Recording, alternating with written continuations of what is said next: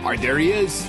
There's our great friend, Tyler Dunn of Go Long. Just one of the best in the country when it comes to covering the NFL. Ty, this is going to be great because we're doing a little home and home right now, but we're doing it like just in one sitting, which I love. We're going to throw this on the Next Pats feed. You're going to use this however you would love to use it on Go Long. If you're not already subscribing, Next Pats listeners and viewers, go subscribe to Go Long. Tremendous content, amazing content where you're into the draft or not.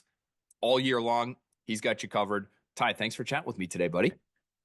Phil Perry, man, don't you like how I let you take the lead so then you can kiss my ass? I would do the same to you. You are a exceptional reporter, not just a TV host, but a really, really good dude. You know, sometimes people get on TV and they change and, you know, they're like one person on screen and then another person when they're at the media party there in New Orleans. But you're just somebody, you've got a magnetic pull to you, saw you at that media party and said, you know what? I got to have some drinks with Phil Perry over there. Well, I mean, it was easy to find me at the media party. I hit every single one of those food stands in New Orleans. It was incredible. John Henry was with me. The Skull Crusher was with me. You saw the Skull Crusher as well. I did not stop eating all night. It was absurd. I think I gained 15 pounds of just pure gumbo in 1 week alone. So we had a great time. We had a great time that night. We're going to have a great time here today. You are just fresh off a very interesting conversation that I would like to ask you about. I don't want to ruin whatever content you have forthcoming on Go Long. But again, Mr. Access, Mr. National, big deal. Talking to Brandon Beane, general manager, the Buffalo Bills, 24 hours just about after he went viral for lighting up radio hosts in Buffalo, which I love. And I actually have no problem with the Buffalo radio hosts and what they were talking about because we hear that kind of thing every day here in New England. And those are the most highly rated radio shows like in the history of Boston sports radio. But tell us what you can about your interaction with Brandon and how he's feeling about his team coming off the draft here. Yeah, he had a lot to say right out of the chute there Monday morning. And Jeremy and Joe are great. I listen to those guys all the time. I know both of them really well, especially Jeremy. And I thought they handled it really well, thinking on their toes. Everybody should listen to the full thing because it actually turned into a pretty good philosophical discussion. And Jeremy made a good point. Should we just tell the people, like, very briefly what happened? Like, you Sure. tell us just like the synopsis for anybody who didn't happen to catch it on Monday. So, one of Jeremy's big things here at WGR is wide receiver train. He's been wanting this team to go heavy at receiver, support Josh Allen that way. And he's been, boisterous about it. Social media, draft parties, on his radio show. I think it's a good, fresh take. Hell, I wrote a column ahead of the draft saying that Brandon Beane and the Bills should draft a wide receiver in the first round. Now, the player I thought could be in consideration was taken by Green Bay, Matthew Golden. Neither here nor there. And so I think what happened is Brandon's waiting for his segment, which was scheduled ahead of time, from what I understand, to go on WGR. He heard Jeremy talking about not drafting a wide receiver, and he was just ready to go, guns a-blazing. I'm sure most of your listeners have heard the 2-minute snippet of, like, I'm tired of y'all bitching about this, bitching about that. It reminds me of 2018. And he had a point there. There was actually, it was kind of a running joke thing, but there was somebody at WGR who said he would quit his job, Ryan Gates, I believe, if the Bills drafted Josh Allen. It was an amazing bit, and he did. He got a new profession, and it was a big deal here. But it wasn't just the media. Fans wanted Josh Rosen over Josh Allen. I'm sure they've been scrubbing their accounts. The original tweet of the Buffalo Bills drafting Josh Allen, for a while, if you look at the replies, it was carnage. So I think that Brandon, and who knows, there could always be more going on behind the scenes. Maybe he had conversations with people in-house that kind of got the wheels turning as well. But that's why, it became what it became. And lo and behold, I had a request in to sit down with the general manager for a while. And similar to last year, we sat down around this time to get into his plan, post-Diggs trade, this quote-unquote transition, this chemistry experiment that is his roster. It was great. Brandon Beane is as transparent and authentic as you can possibly get. And I bet you Jeremy would say the same exact thing. Anybody that's been around him, like after 5 years of Ted Thompson in Green Bay, God rest his soul, Ted didn't say a word. And if you got Elliot Wolf out there with the Patriots, he remembers those days well. But Ted just, he wouldn't say anything. So for Brandon Beane to actually give you substance, give you something to chew on, to be real, it's so appreciated. So yeah, I had it scheduled ahead of time, knew we'd have a chance to sit down, and he wanted to do it. Lo and behold, 24 hours after, he kind of went viral. So we leap right into everything wide receiver, right out of the chute. I don't even know if I even asked him a question about it. We just got rolling on that, into the philosophy on how he's building this team. There's a lot. We talked for an hour, and I tried to get into everything we possibly could, because, look, this is a team that's been kicking that Super Bowl door, to use his words after the season, again and again and again, and they can't bust through. He's got a lot of emotions about how people feel about the way he's putting this team together, and he let it be known, and I thought that it was unbelievably insightful. I cannot wait to share this whole conversation with everybody. I want to ask you, Ty, do you feel like they have enough offensively? And clearly, it feels like they do, right? The team does. Yeah. I think their first offensive pick was a blocking tight end, who I think could actually be pretty good in that role. But Jackson Hawes, I heard, was the best blocking tight end in the draft, which is like, whoop-de-doo. I mean, he may have a 10-year career, but he's probably, in terms of winning and losing, like, and I know you're as old school as they come in terms of what you like, in terms of how you watch football. And so, he may be the difference in a 3rd and 1 that changes a game. But, they go defense. It was really the inverse of the Patriots draft, which we can get to in a minute. But do you feel like they have enough? I mean, you said they should maybe draft a receiver in the 1st round. They have Keon Coleman, who they took high in the 2nd round last year. They just signed Josh Palmer. They have Khalil Shakir, who I think everybody thinks is a good player, Dawson Knox and Dalton Kincaid. So it's like, you look at it on paper, and it does feel like enough. But as somebody who felt like maybe they should go receiver in the 1st round, is it enough? Right, because there's 2 ways to really look at this, I think, Phil, where after that AFC Championship game, where yet again, and I should have all of these statistics at the very tip of my tongue, so I'm going to filibuster as I pull them up. Give me 1 second. This is why he's a pro, ladies and gentlemen. All right. So you lose to the Chiefs again, and it ends in the same fashion. Patrick Mahomes, I think I wrote at one point, he basically treats the Buffalo Bills defense as like a stroll through the farmer's market, and then, gets caught up into that Sharknado that is Jalen Carter, Milton Williams, and the Philadelphia Eagles. But okay, the last 4 elimination losses for the Bills. This doesn't even count 2019, Deshaun Watson, when he was a good quarterback, pre all of that stuff, 16-0 deficit. Watson came back, beat the Bills. This doesn't even count that. The last 4 playoff losses for the Bills. They've had 40 non-kneel down drives as a defense. They've allowed 22 touchdowns, 9 field goals, created only 2 turnovers. There's a missed field goal in there, and they forced only 8 punts. They have allowed 166 points. That's good for 4.15 points per non-kneel down drive. The Chiefs went 36 games without scoring 30 points, and they had, 32 on the Bills that evening. So I'm watching that game, and I told Brandon this. We get into everything. So people subscribe, check it out. The F-bombs were flying. It was just, we dig into it. And to his credit, he doesn't bat an eye. He gives you the raw, how he feels. I said, Brandon, after watching that game, I'm like, F it. The Bills shouldn't really count on this defense this time of year, because look how these seasons end year to year to year to year. Just try to build an absolute juggernaut of an offense. Just go all in on Josh Allen, feed him weapons, all of that. And then 2 weeks later in New Orleans, we're both down there, we see the Philadelphia Eagles actually just take the Kansas City Chiefs and Patrick Mahomes, shove them down the garbage disposal. It was a physical, absolute beatdown. And to me, it's like, I want to keep an open mind. I'm thinking, okay, well, Patrick Mahomes isn't invincible. He can be stopped. And guess what? Tampa Bay did it a few years prior. So that's why, I guess, personally, yeah, I think drafting wide receiver would have been great if it worked out, because these elite quarterbacks, you can't do enough for them. Ron Wolf still looks back and says, oh, man, I should have gotten Brett Favre. Some more weapons. Bill Polian did it all the time with Peyton Manning.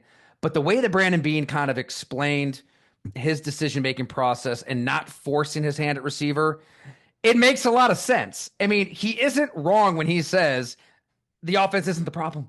They scored 30 points in 8 straight games. They are the first team in NFL history to rush for 30 touchdowns, throw for 30 touchdowns. Yeah, they don't have one singular alpha, Jamar Chase, A.J. Brown, and they probably would love to have that kind of player. They're throwing the tight ends and backs, and Khalil Shakir's a great slot. And hell, they do need Keon Coleman to step up in a big way. We could spend an hour talking about that. But it was the defense. It was Sean McDermott, his staff, this defense, not figuring out elite quarterbacks when it matters most. So I think that this offseason is basically Brandon Beane and the Bills saying, here you go. Here you go. Joey Bosa, Larry Kunjobi, Michael Hoyt, TJ Sanders, Landon Jackson. Landon right? Jackson. Third rounder. Yeah. Absolutely. I like him. I like him. I think I like their draft. I mean, it is defense, and that's certainly not something that the Patriots would have considered doing given the state of their roster. But when you just look at it, I mean, Maxwell Hairston, one of the fastest corners in the draft, one of the best defensive players in this draft, and what was, might be deemed a relatively, weak corner group. Was he the first corner taken, or was it Barron? Jahdae Barron may have been the first. Yeah, I think he was.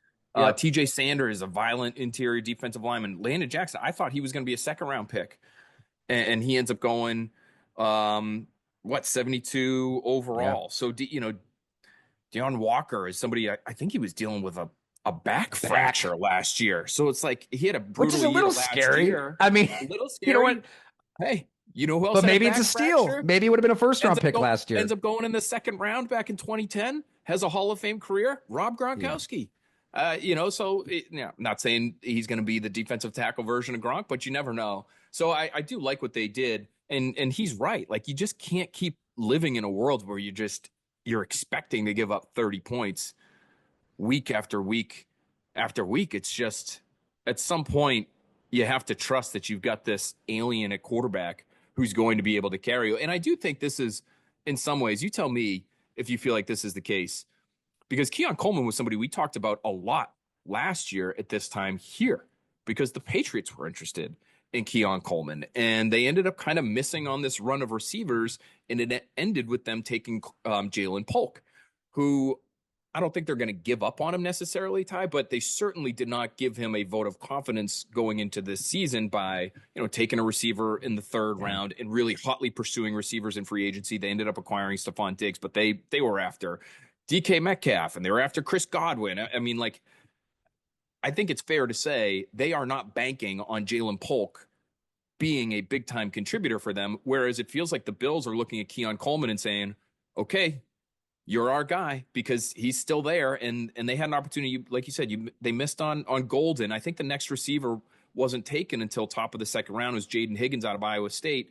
And maybe they see him as kind of too similar to Keon Coleman. He's a little bit faster, but he's not like lightning fast. He's a big bodied, like really good hands type of player. So does it seem to you like that, like this season kind of maybe in some ways, at least offensively for them, hinges on that guy Coleman, like really stepping up and giving him something? It really does, Phil. And I get Brandon's logic. Think about where he came from.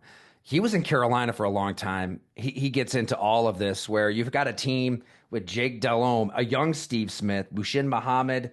Like, that team was built defensive line. Dan Morgan is the linebacker. Now he's an executive in the NFL. 03. They get to the Super Bowl. They're a breath away from beating those Patriots. It's crazy to think Jake Delhomme against Tom Brady in the Super Bowl. 2015, Cam Newton was the MVP. Unbelievable. They scored at will up until that Super Bowl. But what'd you have on that? Jericho Cotchery, Philly Brown, a rookie Devin Funchess, Greg Olson's the tight end. And I said, you know what? To play devil's advocate, Brandon, like, those receivers didn't necessarily step up in that Super Bowl, and he had a great rebuttal on that. He explained what that Super Bowl really came down to. So at the end of the day, I don't think that they necessarily think they need Keon Coleman to be 1,300 yards, 10 touchdowns, taking over the league, but they got to get more out of him. And he was trending the right way. Go back and watch that Seattle game. The way he was blocking Reek Woolen and kind of little brothering him in the end zone for a touchdown. He's got those moments to him, and that's who he has to be. He's not going to get a lot of separation. I think he was tied for last per next gen stats on 2.0 yards of separation. But they knew that going in. So you need him to be a tough MFer out there who's going to take names, kick ass as a blocker, as a physical receiver, high point in a football, all of that. And then he suffered the wrist injury. And it was really the first time he kind of dealt with something like that in the middle of a season. Didn't really come back from it that well. And he's got to learn how to be a pro. Brandon Beane, this is, again, where he's transparent. 48 hours after their loss to the Chiefs, he's there at a mic saying that Keon has got to learn how to bounce back from an injury and play with physicality. So 3 months later, he thinks he's really been training and handling that kind of public criticism the right way. They're going to need him. They're going to need Dalton Kincaid to get a little stronger. He got into that as well, and he played with a bad knee injury last season. Khalil Shakir's a good slot. Josh Palmer, they did sign him for $11 million. That's not nothing. Curtis Samuel, they signed him a year ago. He was hurt a lot of the season. So they're really confident in those four guys. If you have an injury, then it starts getting a little dicey. But I think that they feel they've got enough, right? Especially that since that allowed them to pour all of these resources into the defense, which is completely reconstructed for 2025. It's really interesting to track how these young receivers deal with adversity, whether it's injury in Coleman's case or, Jalen Polk, to bring that name up again, just struggling football wise and not picking things up the way he needs to pick them up and not being in the right spot. And I just wonder if there's something there. There's so much 7-on-7 now, and there's so much easy access in the passing game in college where, how many of these guys by the time they get to the league have really struggled. They just used to getting theirs and used to producing and used to throwing it all over the lot. And you get to the NFL, and I know everybody still looks at it as a passing game, and in a lot of ways it is. You're talking about, the Bills not being able to keep the Chiefs off the scoreboard, and that, keeps them from getting to where they want to go. And so it really is. It's still the best quarterbacks that drive the thing. But there are going to be a lot of weeks when you're a young receiver where it doesn't go your way. And how do you deal with that? And because you probably haven't dealt with it prior to becoming a pro in some ways. And so it'll be really interesting to see how, not only Jalen Polk here in New England, but Javon Baker, I think, fits the same category. And I'm not sure, quite frankly, Ty, he's going to even be around when the season starts in 2025. As a fourth-round pick last year. It was a brutal year last year for him. And they didn't like what he was doing on the field or off, and he could barely get on the field because of what was happening off the field. And so, you invest in receiver. They signed Mac Hollins, who you've spent some time around, and you could led the Bills receivers and snaps last year. Share some good stories on Mac Hollins with us. I mean, Stephon Diggs, if he's healthy, he's going to obviously be around. Kendrick Bourne's got experience with Josh McDaniels. He should be around. They just drafted Kyle Williams in the 3rd round. So there's not a lot of room for these guys. So you got to be able to, as a young player at that position, figure it out quickly. Mac Hollins, to me, one of the reasons I like him is because I think he can be the kind of influence on these young receivers, how to be a pro and just how to handle your job, as goofy as he is with the no shoes walking around and the crazy hair and the social media videos on how to fix your sink, when a chicken wing has fallen down your garbage disposal, the guy's unbelievable. Do you feel like he could be that kind of influence in New England here? Yeah, he was beloved by Josh Allen, by teammates, by the coaching staff. I was honestly a little surprised that he wasn't re-signed. I guess they see more upside in a Joshua Palmer, maybe more of a deep threat, gets a little more separation. Hell, Hollins led them in receiving yards in that AFC Championship game. He was really the one guy making some plays in the passing game down the field that could be relied on. I think that if you're the New England Patriots and you're trying to create an identity with Mike Vrabel, I can't wait to get into all that with you, Phil, because I find their roster building so fascinating. God, that seems like the best that you can. What was it, $4 million? Or how much is he making? That's what he made last year. What did they sign him to? Mac Hollins. I don't know. I'd have to look up his deal, but yeah, it's not. I mean, it's not whatever it's is. It's a bargain. Make the roster, but it's not an overwhelming amount for sure. Yeah, I think that was a great move. And if you're New England, Brandon Beane, what he talks about often, whether it's one-on-one at a podium, at the combine, owners meeting, because he gets asked a lot about the Chiefs, the Chiefs, the Chiefs, the Chiefs, and Mhm. justifiably so. And this is the team that has, tortured them, it seems, since the moment that Terry Pagula loved Patrick Mahomes, and Sean McDermott did not want to take Patrick Mahomes quite yet. To his credit, not a lot of people knew what was coming. No, right? Like, he wasn't alone there. And then, Brandon Beane wasn't even hired yet. But he gets asked about the Chiefs all the time. And what Brandon Beane comes back to is, look, it starts in the division. It starts in the Mhm. AFC East. And I think a lot of people here in Western New York, they kind of just take the division for granted, which is crazy to think about. You've got a whole generation of Bills fans who grew up getting tortured by Tom Brady, right? Getting curb stomped and embarrassed and humiliated. And Tom Brady's at his Super Bowl, and out of nowhere, he brings up how crappy the Buffalo hotels are. I still remember that. I think it was in like the 2010 season, maybe in Indy. It's like, it was, oh my God, the inferiority complex was real and justified. And now here are the Bills owning the division. And I don't know, correct me if I'm wrong. I feel like they shouldn't be taking this division for granted. I don't think Brandon Beane is. I don't think Sean McDermott is. If it's not this year, 2026, 2027, man, Mike Vrabel has put his imprint on this roster in just about every way in a hurry. I mean, Carlton Davis is in your face, physical. We got to know him here for a story at Go Along. Loved sitting down with that guy. I mean, Milton Williams, obviously, Robert Spillane. Um, from those signings all the way through the draft, it just feels like a Mike Vrabel team. So what is that to you, Phil? If I can kind of turn it on you now. Yeah, I think, it's going to be in some ways similar to a Bill Belichick team. Like you do hear, not quite to the same degree we heard it last year from Gerard Mayo, who only knew the Bill Belichick world, right? Like that was his whole professional football life, was living and breathing what Bill Belichick valued as a football mind. And so you heard, even though it was packaged in a very different way, you heard a lot of Bill Belichick's mantras at the podium from Mayo. You don't get quite the same from Vrabel, but you do get smart, tough, dependable, and that is, those are the cliched, adjectives you want if you're any football executive or head coach, when you're describing your team. But, there has been a real focus on the kind of person they're bringing into the building. And I think people get that a little misconstrued, like thinking that, Mike Vrabel only wants Eagle Scouts. Like, yeah, I mean, he wants guys that aren't dicks. Like, I think that's fair to say. Like, Yeah. but he also wants violent people on the football field. He wants badass personalities. He wants alpha personalities. And I quite frankly, I think that was missing to a large degree from the Patriots, and especially their drafts over the course of the last few years. There's taking a lot of nice guys, and that's all well and good. And sometimes nice guys can be really good football players. But, I'm thinking, Isaiah Wynn, N'Keal Harry, Sony Michel, Jawan Williams, like these guys, Jordan Richards, like nobody had a better smile than Jordan Richards. I'll tell you that, Ty. But like as a second round pick, like, that might make Bill happy just to have a good dude in the room, and he doesn't have to worry about him, and he doesn't have to deal with all the BS that you might have to deal with other more talented guys. But it hurt them from a talent standpoint. And so, I look at a pick like this year, like Kyle Williams, and all reports out of Washington State, or he was really well liked by his teammates. But I've also heard because he is friendly with Steve Smith, and I know some people who know Steve really well.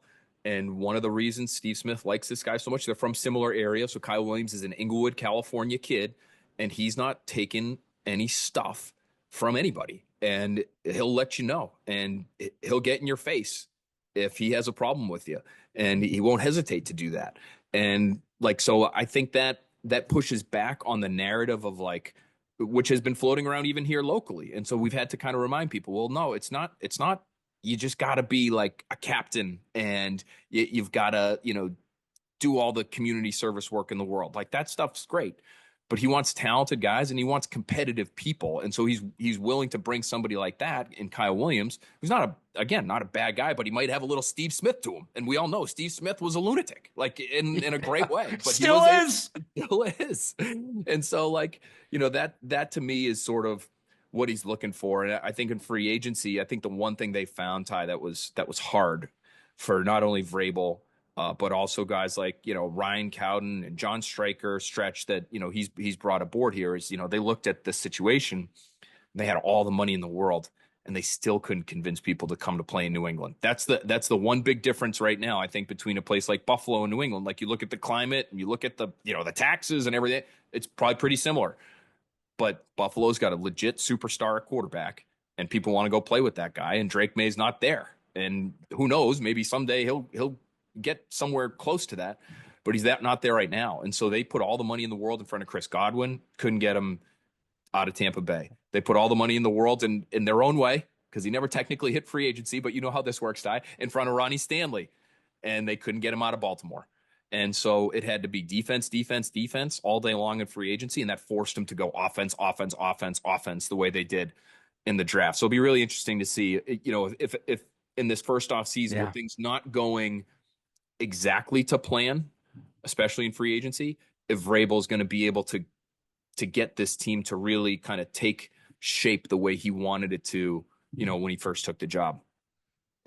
That's a hell of a breakdown. And there are so many parallels, Phil, I feel like, to Josh Allen, 2018, 2019, and then 2020 COVID year busts onto the scene, to Drake May and the Patriots. I mean, that first year when Brandon Beane drafts Josh Allen, much to the dismay of many, many people, the team around him was brutal. I mean, brutal. They were really cleansing the roster.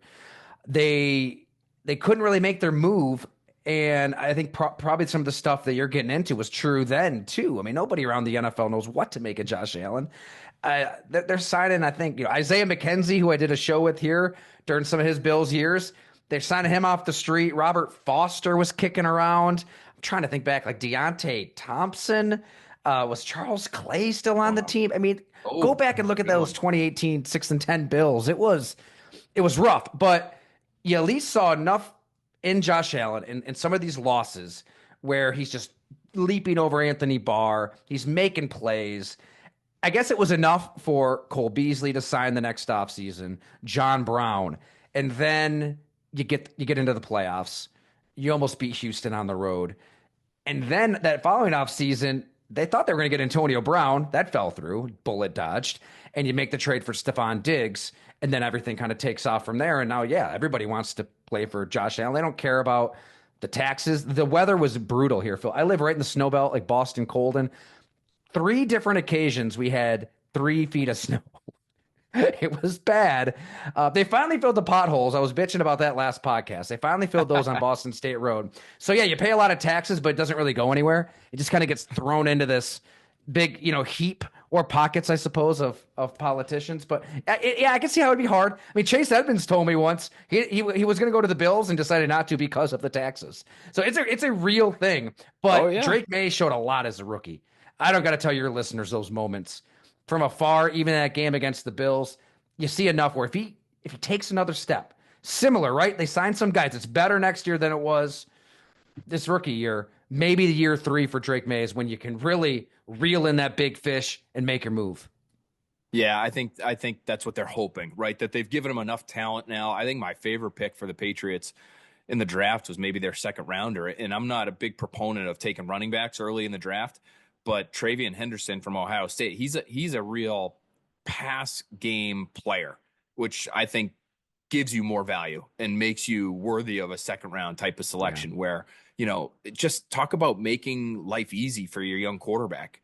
And you guys have seen it, even though Josh Allen, we know he can, carry the world on his shoulders, but you put a good back, you get somebody like a Cook into Buffalo and it can just change your offense, and you can hit that easy button every once in a while and throw it out into the flat. And the guy's athletic enough, it looks like, he's an explosive play machine at Ohio State to, maybe break a tackle and take it 60 yards. In pass protection, he's a beast. And I know that was one of the reasons why they felt as comfortable as they did taking him early, because this dude is punishing people on film, not just even linebackers or blitzing safeties. Like, he's scanning and finding defensive tackles that are winning off the snap, and he's stepping up to take those guys on and stick his face mask in the middle of, Derek Carmen. He's got one great rep before Derek Carmen transferred to Oregon.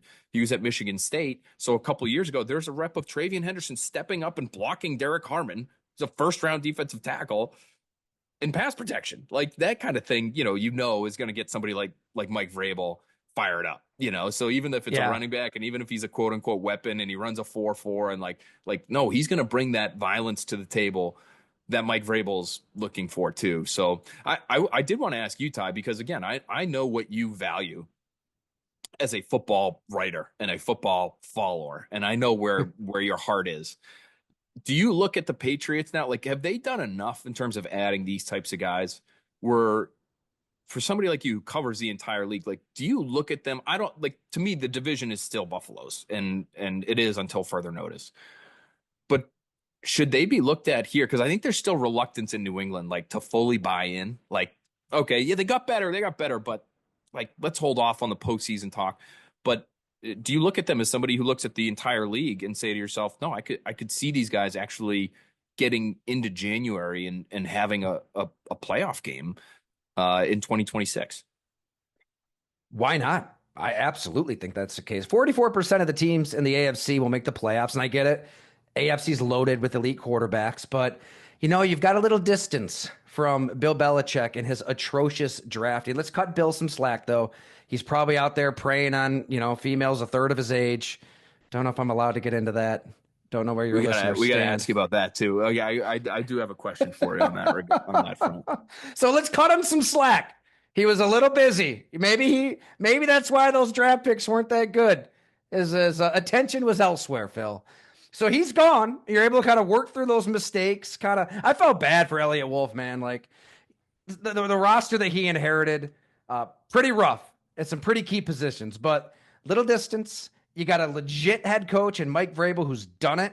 I mean, the Tennessee Titans are one of those woebegone franchises that doesn't see if they're not good, nobody really cares. And he made them relevant. They were a number one seed. They were one play from an AFC championship game. He got to one, obviously, before that too. But that team really could have gotten to the Super Bowl and won it. That squad. So I mean, with Ryan Tannehill, for crying out loud, he's gonna have every game against the Patriots is gonna be a damn rock fight. I cannot see the Bills or anybody just boat racing the Patriots like they used to by 2030. I just cannot see. It doesn't compute in my head with Vrabel and that message being heard for the first time. You see that meeting, keep the phones away. Your attention is here. I feel like guys that are wired the right way are going to want to run through a wall for Mike Vrabel. So yeah, I think that they're the second best team in the division. And I'm talking to Phil Perry and the Patriots. So let's pander. Yeah, they get in the playoffs. How about that? They get in. the viewers and the listeners are going to love that. But it is surprising to me just because, it's like, it hasn't just been Buffalo. Like the Patriots have needed to leapfrog the Dolphins too. And even the Jets at times, give them a hard time. So like, has Miami have they fallen far enough where you're just penciling in the Patriots ahead of? I know they've lost some key pieces, and I know Tua, it just feels like there are always going to be questions that follow Tua, whether it's injury related or otherwise, until he takes that team a little bit farther. Like, do you think Miami is going to start to kind of go in the other direction? That is, I guess, how, if I'm being honest, trying to be unbiased here, but like, it does feel like the Patriots are at least going in the right direction. And I'm not sure you can say the same thing about Miami right now. Hey, the Miami Dolphins have known what they want to be day one. Mike McDaniel, Tua, see it, pull the trigger, in rhythm, Tyreek Hill, Jalen Waddle, Speed. 7 Broncos. I mean, you can see how they believe they can win games, and they've done it. September, October, warm weather games, but they go to Lambeau Field and the Packers beat them up. They get into December, January, they kind of fade away. Like they're just, from a roster standpoint, not really built to win. Tough, hard-nosed. At the end of the day, it's 22 moving parts smashing into each other. As fun as it is to kind of dial up these plays and devise and schematically be a step ahead and invent plays. I mean, they really were with Mike McDaniel. Football is the same as it's always been. since the dawn of time, since Newt Rockne. I mean, at the end of the day, you've got to beat the hell out of the guy in front of you, and they just don't have a lot of those players. It seemed like it was a pretty good draft. Maybe they found a couple on the lines that will help them. And I actually just hung out with a player who is every bit old school football that plays for the Dolphins. That's a story I'm hoping to have in a week or two. But yeah, I don't know. I mean, Tua was so accurate when he came back from the concussions. He looked really good. Maybe they get to 9-10 wins. Maybe their style of play works. But until you see it against a good team, I don't know. I can absolutely see New England finishing second in this division, really. It is interesting. I'm just looking at Miami's draft now. I mean, they really did invest in the trenches. Like Kenneth Grant in the first round, like big bodied, he's probably more athletic than most nose tackles, but that's what he looks like. That's sort of his frame. And then they did a smart thing because they knew who the Patriots were interested in on the offensive line in the second round. They made a trade to leapfrog the Patriots, and they took Jonah Savanaia from Arizona. It's a tackle converting to guard. And that was one interesting story coming out of the Patriots war room this past weekend. Was they were considering Jonah and Travion Henderson, and it was like this back and forth between the powers that be there now in New England. And you've got the old group, the existing group from the Belichick days, really, which is led by Elliott Wolf, but also Matt Groh, Cam Williams, who's the college scouting director. And now you've got, Vrabel's group, and Vrabel and Ryan Cowden and John Stryker. And I don't know how those lines were divided in terms of who was favoring, which player, or if there was some, mixing and matching. I mean, maybe it was Elliott and Ryan Cowden who were big fans of Travion Henderson, and it was Vrabel who wanted the lineman. I don't know exactly how that broke down. And ultimately, the decision was made for them because the guy went one pick ahead of them. But it was an interesting. I think it was the first kind of, flashpoint kind of moment for this new group where you haven't played a game yet. Everybody's 0-0. Everybody's feeling good about themselves. They're feeling good. They did what they could in free agency. They make the easy pick in the first round in the draft, and they get Drake May, left tackle. And then, you start to get some disagreement, and that's good and that's healthy. And I just wonder, how much more frequently that will pop up and who wins out. My guess is Vrabel's going to win out, right? Like, if somebody's covered I wanted to ask you, like, somebody's making that final call. Who's making that final call? Do they say? I still think it's Vrabel. They've never said it explicitly. But what Vrabel did tell me at the combine was, in a very political fashion, I wouldn't have taken this job if I didn't feel very good about my ability to impact the roster. And that's me, just given, Elliott's where he's at in terms of his arc with the team. He's coming off a bad year, like, call it what it is. And he was put in a bad spot in terms of the roster wasn't good, inexperienced coaching staff. And my understanding was, there was some communication that was kind of muddled just between the coaching staff and the front office last year, where every front office, you're trying to serve your staff, right, in terms of what they're looking for in players. And, hey, we want to run this scheme, and we could really use a guy who does X, Y, and Z. And, I think the front office kind of looked at the coaching staff and said, like, those guys, don't exist anymore at this position or that position. And, Dante Hightowers are hard to come by. And Dante Hightower was on the staff last year for Gerard Mayo, and I think they would have loved to have a guy like that. But those guys, 265 pounds, who can play edge and inside linebacker, like, where are they? Like, you tell me where they are and we'll draft them for you. But those were the kinds of disconnects, I think, that existed last year between the staff and the front office. And now you've got a staff with more experience, I think maybe a clearer vision of what they're looking for. And listen, we'll see how it plays out. But by all accounts, you look at all these guys that grade the drafts right after the draft, and the Patriots have done pretty well. So who knows? I mean, we both know, right? Like, it doesn't mean anything in terms of wins and losses until you actually see it play out on the field. But to this point, it does seem like Vrabel and Elliott have worked well together. But to answer your question, I do think at the end of the day, Elliott's still there. He's like still in the, the NFL forces you to like, really name one true primary football executive, I think is the term they use, whether you're technically a general manager or you're something else. Elliott's executive vice president of player personnel. So he's still on paper He's still the number one exec, but I think it's going to be the head coach that really has the hammer. It's fascinating. Who's his agent? Vrabel. Do you know? Neil Cornrich, I believe, is Oh, still his okay. agent. Yeah, who was Bill's agent for a long, long time. So Interesting. Because those Bob yeah, Lamont guys, that it's that head coach in control kind of model. But like I just said, to bring it back to Brandon Beane, after talking to him for an hour, I really do believe he's the one in charge at One Bills Drive. Like he told me, all right, I want everybody to read this. So subscribe, read in full. He's making that final call on draft day. I mean, it's yeah. Ted Thompson didn't say much when he was running the Packers, but he'd always take that accountability. Like the buck stops with me. Like at the end of the day, because somebody's got to put their name on it, right? There's going to be debate. There's going to be discussion. You're going back and forth. Somebody has to make these decisions.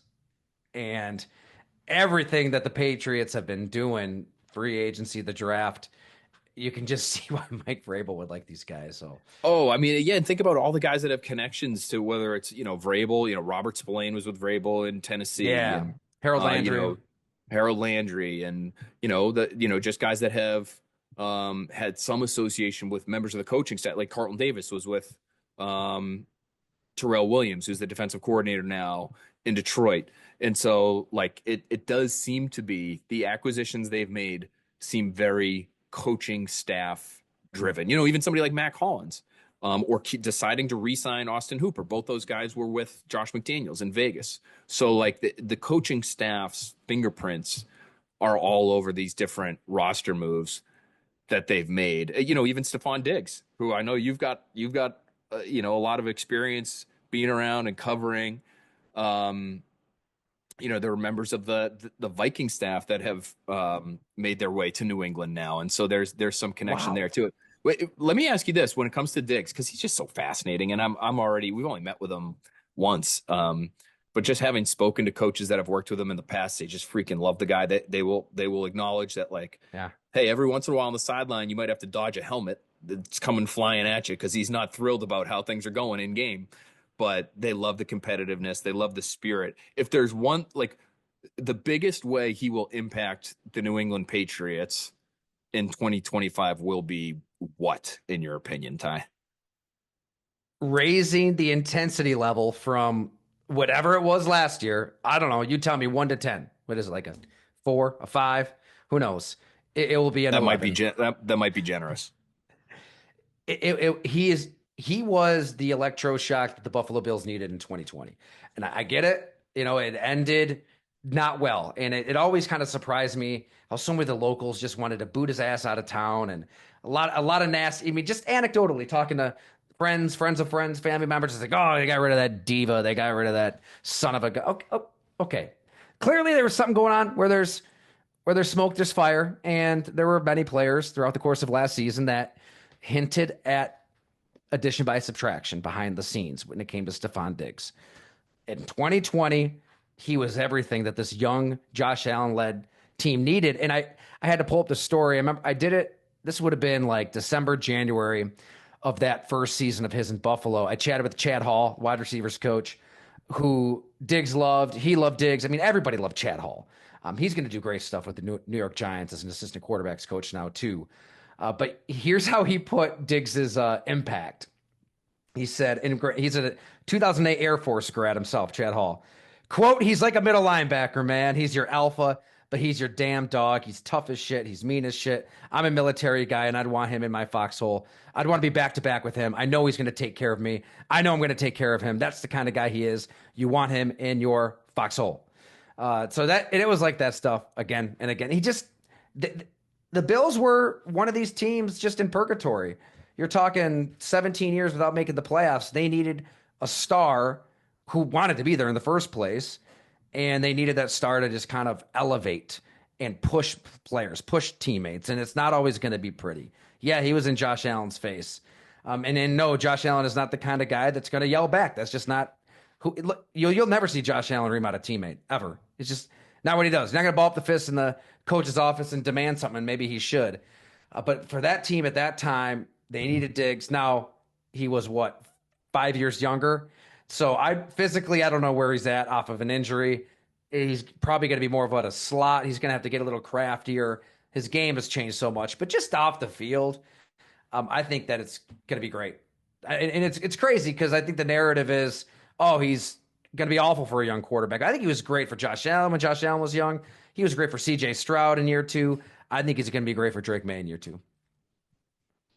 Patriots have to hope that he is, and I don't know if he'll even be ready for week 1. It looks like, we're going off of what he's telling us and social media videos, and like he actually looks like he's moving pretty well for a guy who's on the wrong side of 30 years old, and coming off a torn ACL. Like it looks pretty impressive, but you never know. Like Kendrick Bourne was coming off a torn ACL, suffered basically a year to the day before Diggs was, and I think he missed over a month last year before he actually got back to practice and eventually got back on the field. So it's tough. It's tough for guys, especially that age, to try to rush your way back. But he'll be a big boost for them whenever he does, because like the on the field stuff is one thing, and I think you're right. He probably projects more as a slot guy. I know that's how they felt about him in Houston, but just intensity wise, like that's something they've needed alphas. Like Jabril Peppers was really kind of like the one guy in there who was like really like pissed off after losses, and like I think really demanding more of the people around him and himself, and doing so with volume. And like you add Diggs to that mix, and who maybe Will Campbell is one of those guys. He's everything you want apparently when it comes to football character and leadership, and so you start to stockpile some of these guys, and maybe eventually Drake May finds his voice and becomes that that leader type too. And they're kind of cooking something up here in New England. Who knows? And I'm sure you've gotten to this with your readers, your listeners, but man, Will Campbell, he just sounds like everything you'd want down these lines. This is in Bob's draft series. One of the scouts. Let me see if I can find it here. He's a great kid. Bob McGinn Sorry, yeah. go ahead. No, go ahead. I want to tell our listeners, and we reference Go Long and Bob McGinn scouting, a fair amount leading up to the draft, because he just does such great work. I mean, and he'll give you, he gives you the real deal. And I try to do the same thing. He's so tapped in and he knows so many people. He's just a great resource for people that are into the draft like us. But it can't just all be. It can't all be why this guy's going to be a future Hall of Famer, and so like that's what Bob gives you, and I appreciate that. But yeah, so tell us, what did he have on Will? Well, that's perfectly said, because if the Shador nonsense teaches us everything, it's that when you flip the clicker on and you're watching these national broadcasts and they're gushing over somebody nonstop, Deion Sanders has a lot of friends at ESPN and NFL Network and Fox and he's been everywhere. That was to the extreme, but yeah, there is a good, a bad, an ugly when it comes to the draft. And coaches and GMs, their jobs are on the line, so they got to ask these hard questions, and that's what these scouts kind of deliver. They deliver the raw assessment, and that's why Will Campbell's stuff stood out. I mean, look, there's questions about arm length, obviously, and is he a perennial left tackle, all pro? We'll see. But you're getting a damn good football player. And here's what a scout said. He said he's good. If you want to nitpick, his arms aren't that long. Great kid. His interview, he sounded like a head coach at a Power 4 school. It was incredible. One of the best interviews I've heard in my life. And then you see him after the pick, right, Phil? And you can just see the emotion, the passion. I have a hard time seeing Will Campbell not work out. And it just seems like the safest, most slam dunk pick he's gonna help your football team, for a decade. I'd be shocked if he flamed out. Yeah, I feel the same way. And who knows? Does he ever reach, the kind of status that I think fans hope their players will reach when they're taken in the top 5? Meaning, is he a perennial Pro Bowler? And is he a many times over all pro? And I don't know. I don't know if that's what he's going to be as a left tackle, but I feel pretty good about the fact, talking to Dante Scarnecchia and others who look at things like arm length and say, no, it's not a non-factor. It's not a non-factor. but it shouldn't be the deciding factor. Like that's what was Mhm. wild to me, and that's what I tried to push back on, especially after talking to Scar. Scar was great. Yeah, I call him up right after the combine, and Campbell's arms measured 32 and 5/8. And I said, Scar, what's the deal with this? Because everybody thought this kid was going to be the pick, and now his arms are short. And like, does it matter? Does it not? And he starts explaining to me over the phone. He's like, you know what? Just come over. Just come over. I'll show you some films, and and we'll talk about it. And it was great. And I got to, brought donuts over to his house, and we watched some old Patriots practice tape.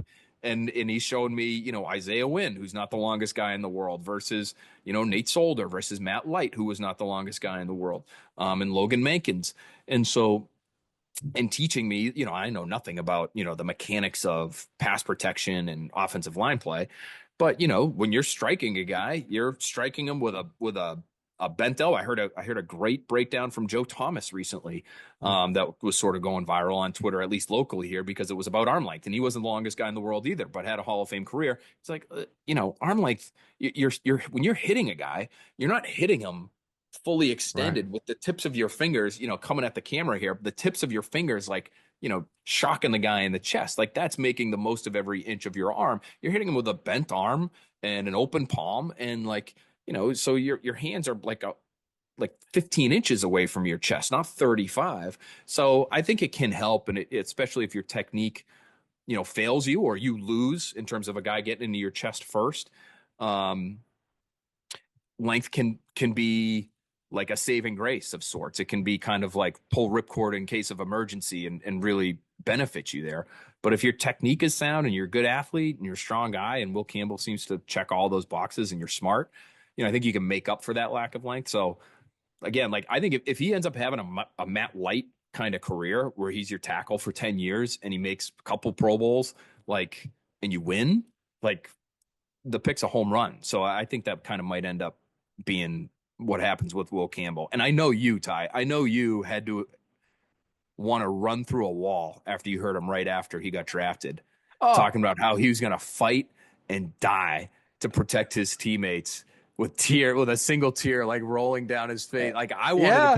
I heard that on. I wanted to put a helmet on. I'm gonna be honest with you. And look, it's not just corny and like it matters. It means something, especially in today's football with NIL and the portal. And I know I've kind of gotten on the soapbox before, but it's real. Like not everybody just loves football, and Right. there is an upside. Like these guys should get paid. Like the service that they give the schools, it's long overdue, but it's become such a wild west.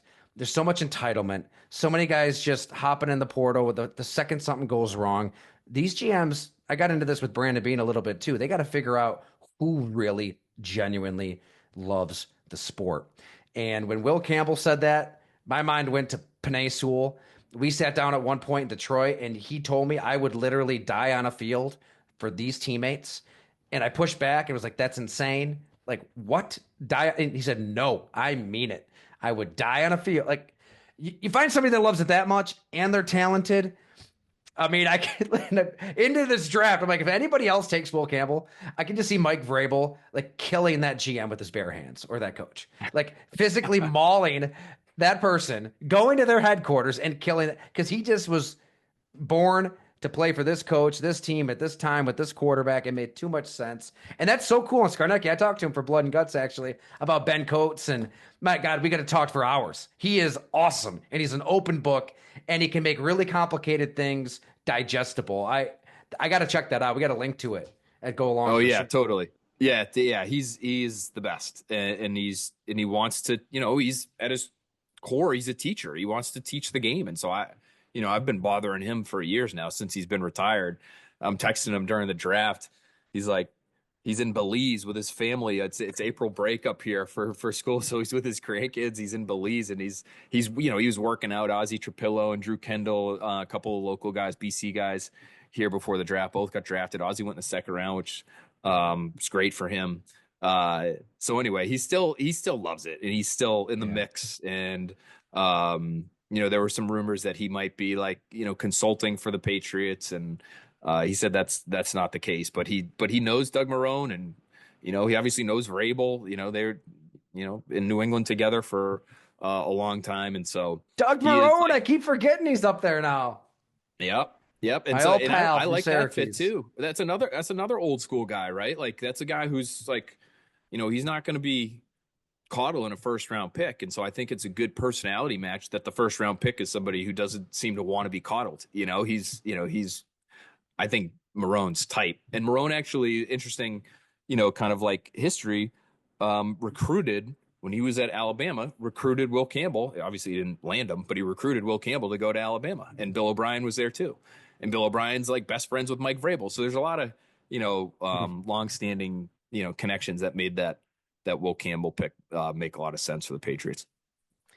Well, let's get your AFC East prediction then, Phil. Mm. How do you see this thing? It's April, so we're gonna hold you It to is. this, It is. obviously. And I think you talked me into it. Like I was kind of looking at the Patriots and Dolphins similarly.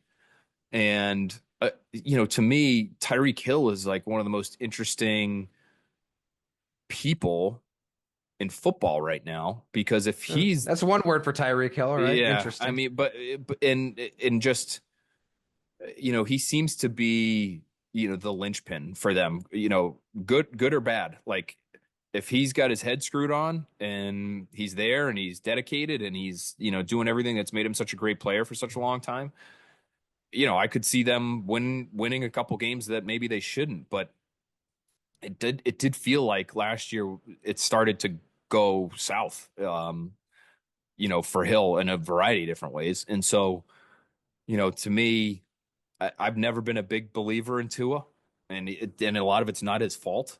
The head injury thing to me is scary, and I just think physically he's limited in ways that are designed to avail themselves the later in the season you get and the more important the games get.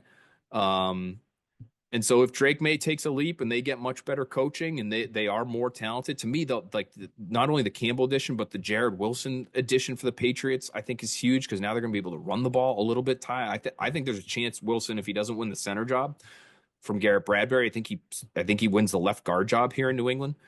Because that was a spot they were looking to address this offseason too, and they really weren't able to in free agency. So I think they have gotten a lot better. Does it mean like 10 wins in playoffs for sure? I'm not there yet, but I could see 9. I think that's realistic. I think it's in play. So yeah, so I'll go Bills for sure. Like they're winning the division, and I'll always love their chances to win a Super Bowl, even with Josh Allen. I just think that highly of the guy. And then I'll go Patriots next. I'll go Patriots next. It's very tight between Patriots and Dolphins, and then Jets after that. Are we disrespecting the Jets? I don't think we've talked about the Jets at all here, Ty. Are we disrespecting Justin Fields?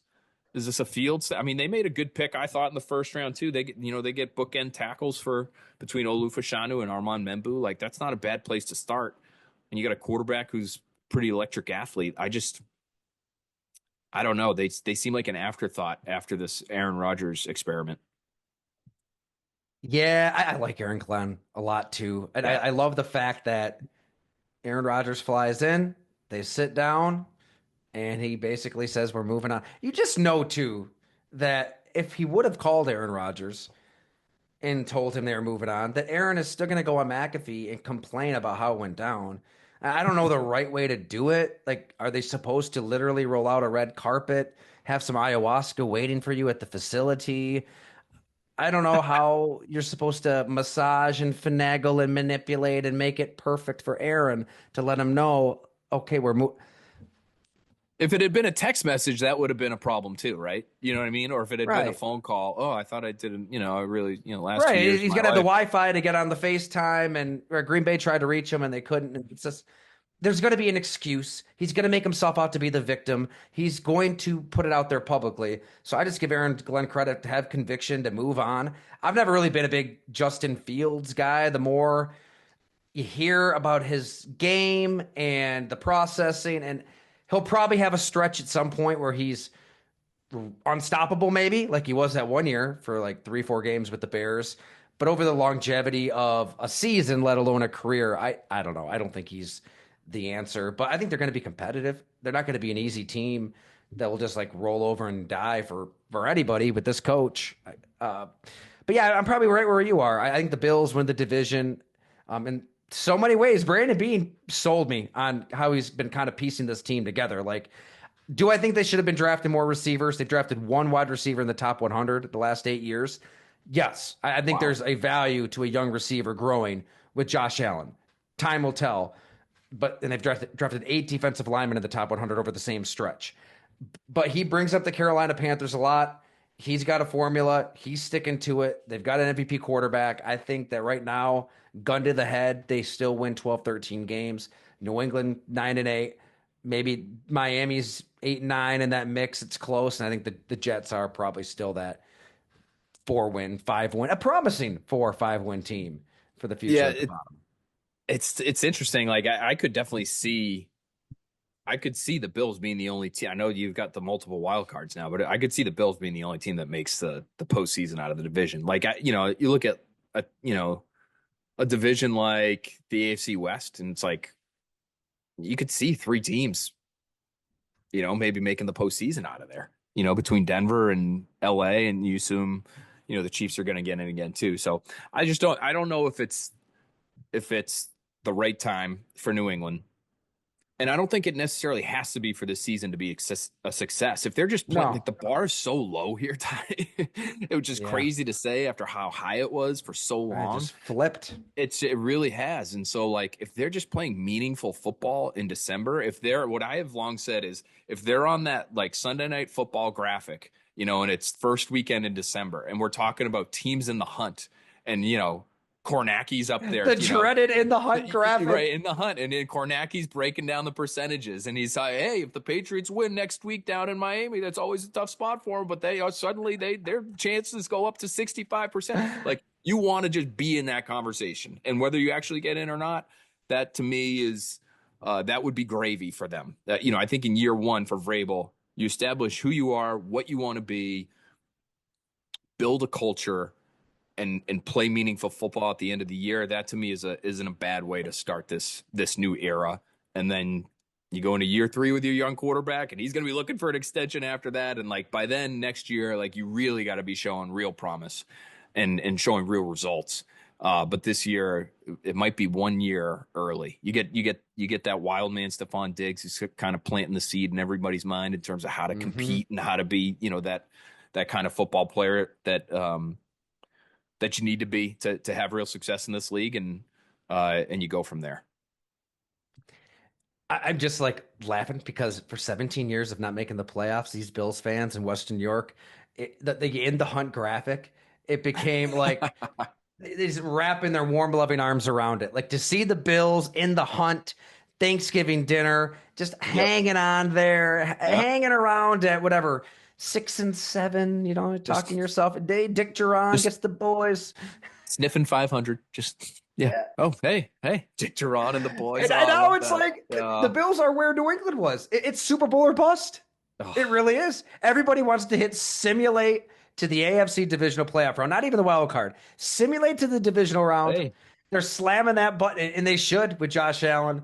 It's just crazy how things have flipped over for these two franchises. It's wild. Well, hey, Ty, this has been a blast. Do you have any more questions for me before we break this off and I tell the people, to go subscribe to Go Long again, golongtd.com, by the way, golongtd.com. You've got an article up right now that the people need to read if they're interested in the draft or they're interested in the division or both.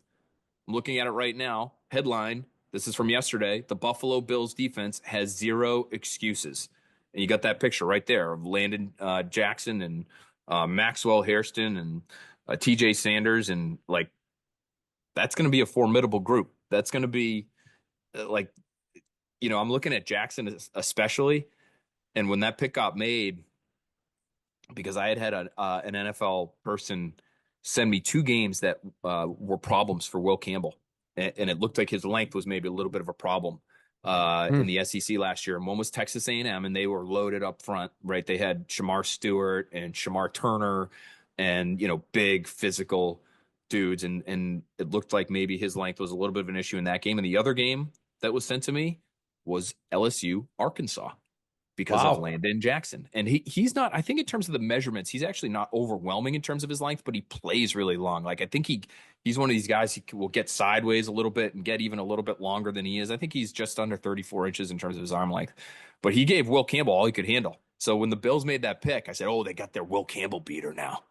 They got their guy. They're just reacting. That's what maybe used to happen. Like in the old days, it was like, well, what can we do to beat Tom Brady? And like, you'd see the Bills or the Dolphins get some safety to, some big bodied safety to cover Gronk, and it was like, oh, Dante like Whitner. yeah, like everything they're doing is like built to like it's not that way anymore. Like that's just how my brain works, though. It's like, oh, they got the Will Campbell guy, but between him and Greg Rousseau, I mean, you get some long arm dudes there on the edge that in Buffalo that could give the Patriots some problems. But if you got anything else, you throw it right at me. But if not, we should call this a day, and I could go back out and I could just keep raking the old lawn until the grass is gone, because it might as well be, because it sucks out there, Ty. It's not good. Oh yeah. The raking post mow is always sneaky, because you mow the lawn, you're done, you want to go inside, assist with the children, all that, and then you just got mountains of grass. And my wife keeps telling me, get a bag, just attach. I don't want a bag in my mower. I don't know. I feel a little I do less the bag, masculine. So. I do you the do bag, the bag, but I do the bag. But we also have this. It's been windy here lately. We just got it's the little sticks and the branch. It's the debris. It's the debris. General Ty. debris. It's the debris that really just chaps my ass. I don't got any questions, but I want to tell everybody to follow Phil if you like what you heard, which of course you did, at Phil A. Perry. Watch his videos. You can, you don't got to be there in the market to appreciate Phil Perry. NBC. What's the exact URL? I got to send him to the right place. NBC. It's a mouthful. NBC Sports Boston. Okay. .com. NBC Sports Boston. It's not just the Patriots. The Celtics, right? You're touching on some Celtics. We're doing all sorts of stuff. We're doing, this time of year is fun for me, because they'll let me run my mouth about Celtics. And I grew up here, right? So I grew up in Milton, Massachusetts, just south of Boston. So I've been a fan of all these teams my whole life. And my family is, huge fans of all these teams. And so it's different for me now, covering the Patriots and having to, tell it like it is, and, asking Bill Belichick the hard questions in the press conferences and getting the death stare, and my buddies giving me shit after the fact, and secretly loving it. But yeah, Celtics is fun to talk about, because I do get to observe those teams as more of I don't really cover them the way I cover the Patriots. I'm not in those locker rooms. So I can be almost a little bit more of an on-air, columnist, if you will, and just have more, kind of free-flowing opinions. You know what it's like, Ty, covering a team there's a value to that. Yeah, versus the other thing, and kind of observing from afar. So Celtics, Red Sox, the Bruins are continuously driving people, insane here in Boston, because it feels like a rudderless group. So we get to talk about it all. Yeah. So it's great. Saber fans can't relate to that at all. No. It's been nothing but good times when it comes to the Sabres. What's funny though, Phil, is I remember being a little kid, and this is when champion jerseys were huge. We had a champion outlet in Jamestown, and it was like I remember driving out to Jamestown. It was just like, oh my god, could not wait to get those jerseys. But champion. This wasn't what gave it away that Santa Claus wasn't real, but I can remember being a little skeptical. Because I remember being a little kid, and a running joke with my dad. I don't know. Even as a little kid, we'd poke fun at Eric Montrose. Like, it just, for whatever reason, I just remember being a little kid thinking he was just a hilarious player. And I got an Eric Montrose jersey for Christmas. I remember thinking Santa made a mistake. Why did I get this Eric Montrose jersey? What is going on here? It's my dad who likes him and jokes about him. This wasn't, and it's such a wonder.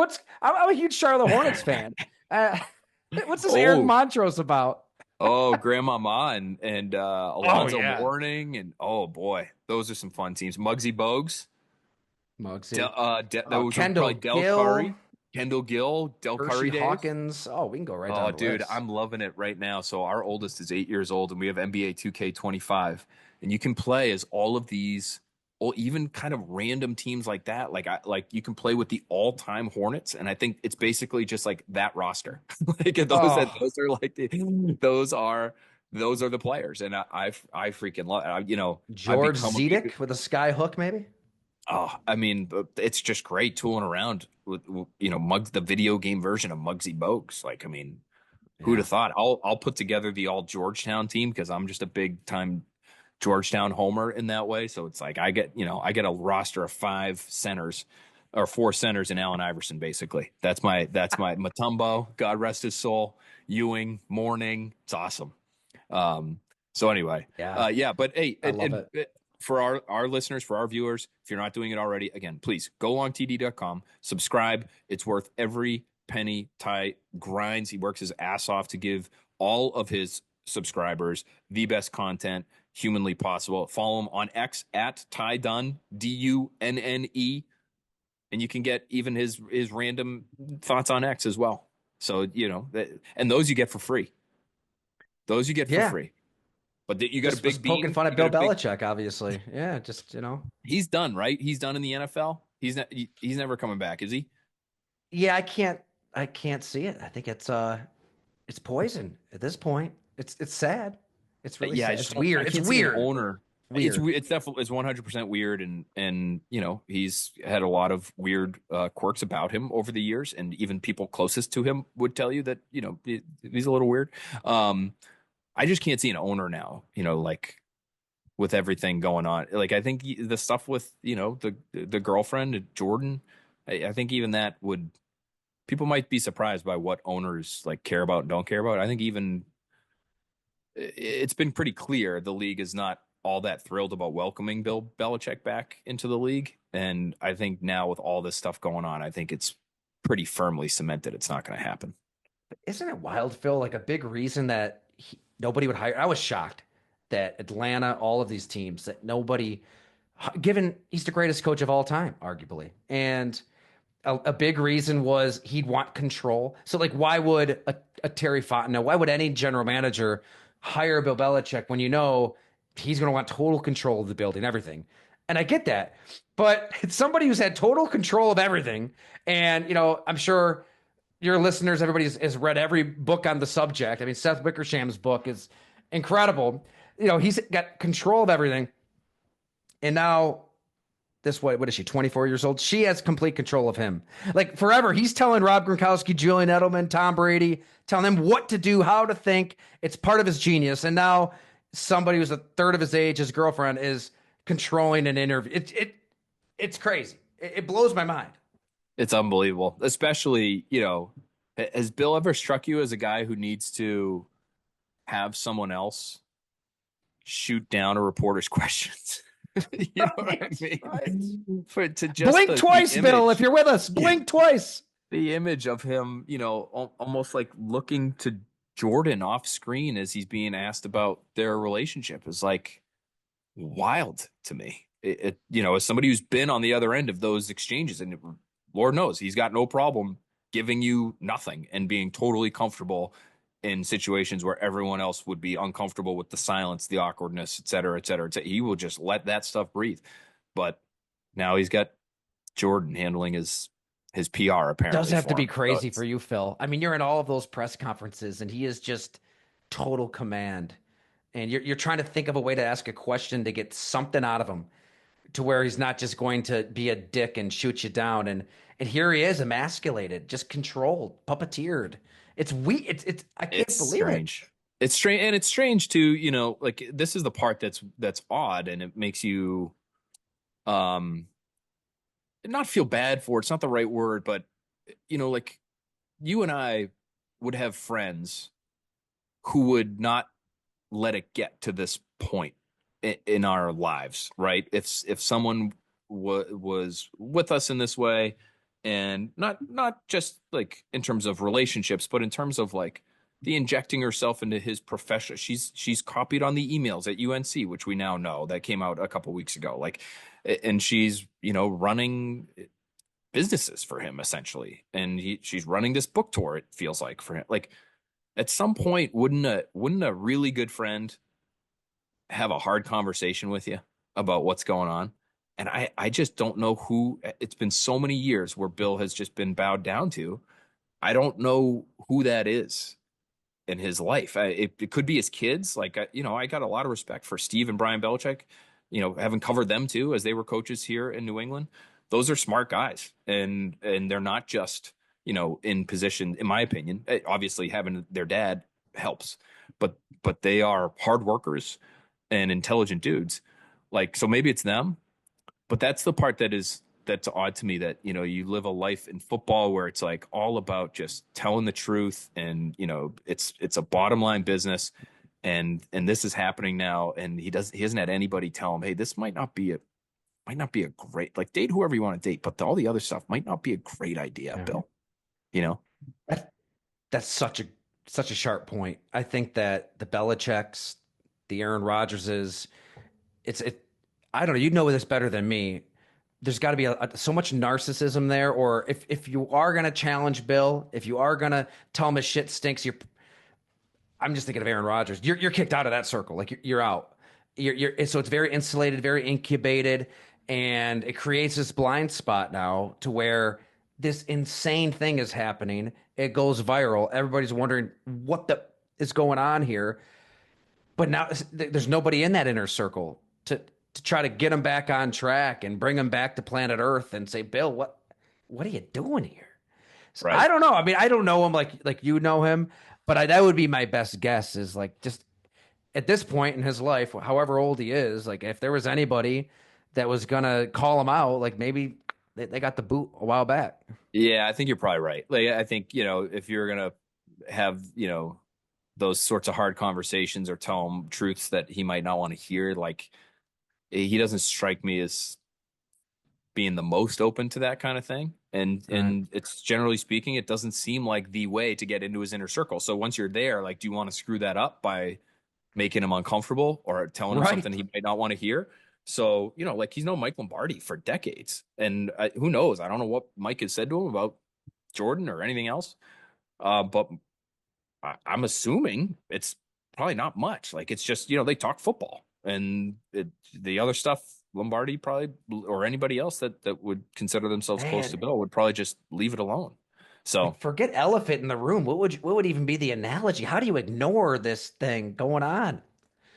I don't know. I mean, you probably can't, right? Because you're copying her on your communications to the head coach, or you're telling other people to do that. So, like, you're just turning a blind eye.